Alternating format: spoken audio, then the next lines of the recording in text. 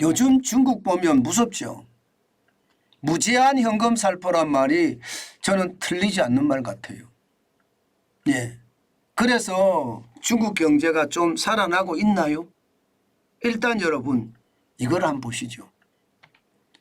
1월에서 8월까지 중국 공업수익 증감률입니다. 여전히 마이너스 11.7%입니다. 여전히. 예. 전체적으로 보면 말입니다. 추세선은 좀 줄어들었습니다. 예. 2023년 1월에서 2월은요. 마이너스 22.9%였거든요.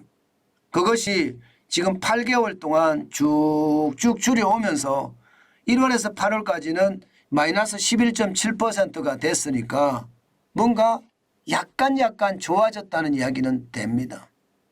예. 작년에 보면 말입니다.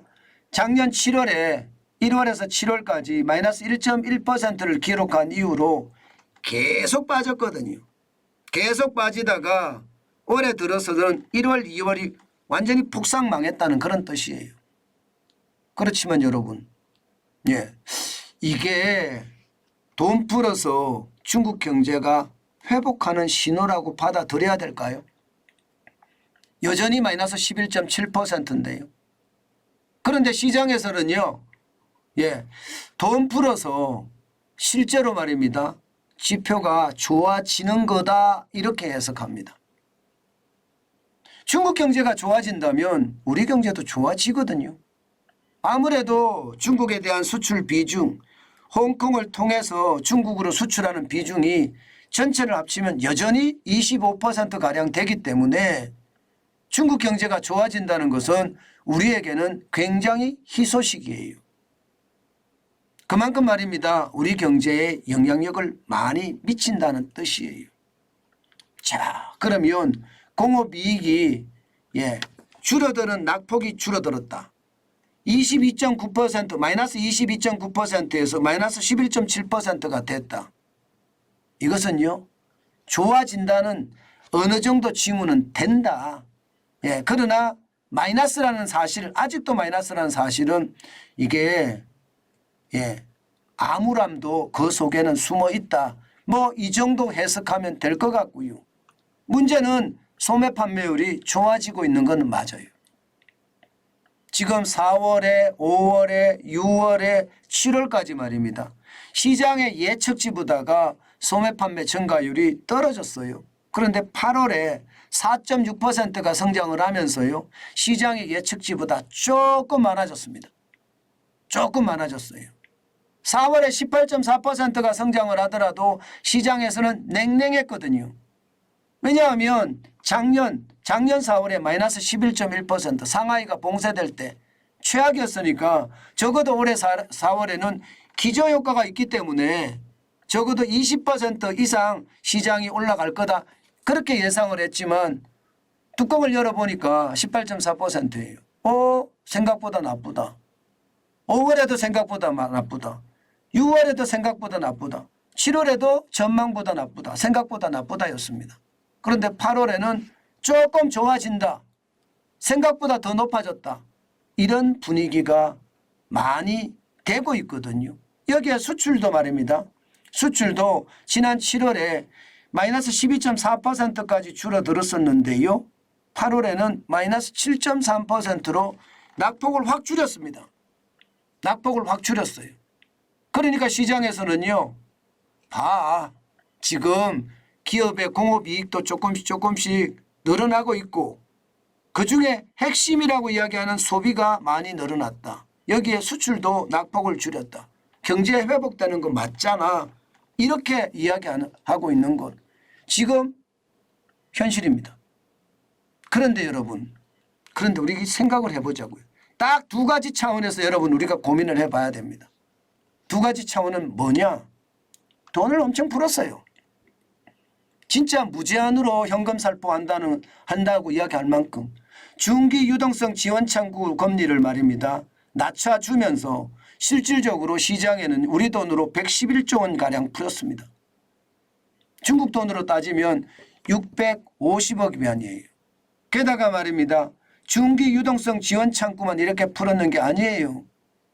예, 대출 우대금리 사실상 기준금리라고 이야기하는 LPR은 7월에서 8월 사이에 내렸습니다. 0.1%포인트를 내렸습니다. 그만큼 말입니다. 시장에는요 금리 내렸다. 이렇게 되면 여러분 대출은 더 많이 해가겠죠. 당연히 더 해갈 겁니다. 이것도 현금 살포 중에 하나입니다. 여기에다가 말입니다. 중앙은행의 중국의 대형은행들 말입니다. 직업 준비율 낮췄습니다.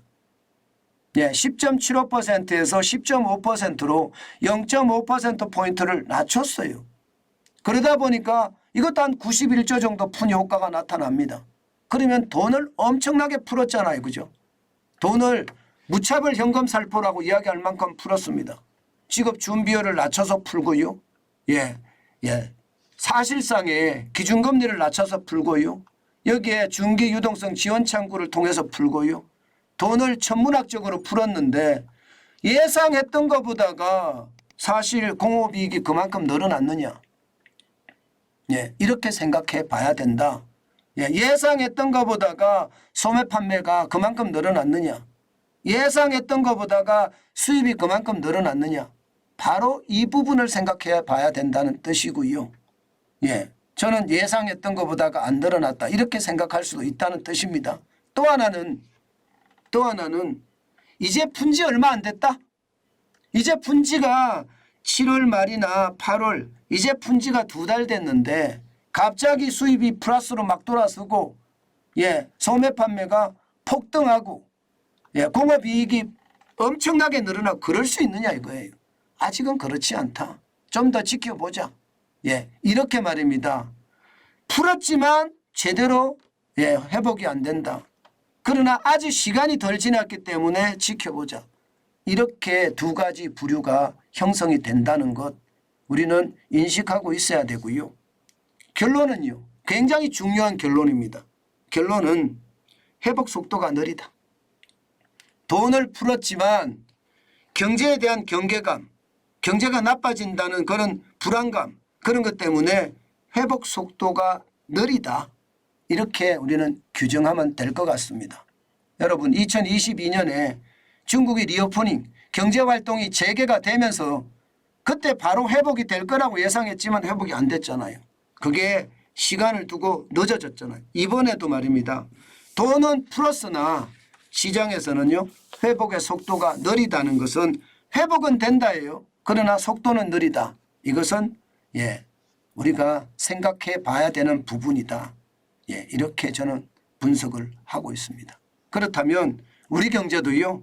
좋아지기는 할 거나 그만큼 V자 반등처럼 확 좋아지는 것이 아니라 서서히 좋아질 거다. 이렇게 해석하면 맞을 것 같아요. 그런데 중요한 것은요. 심리가 깨지면 이것도 불가능합니다.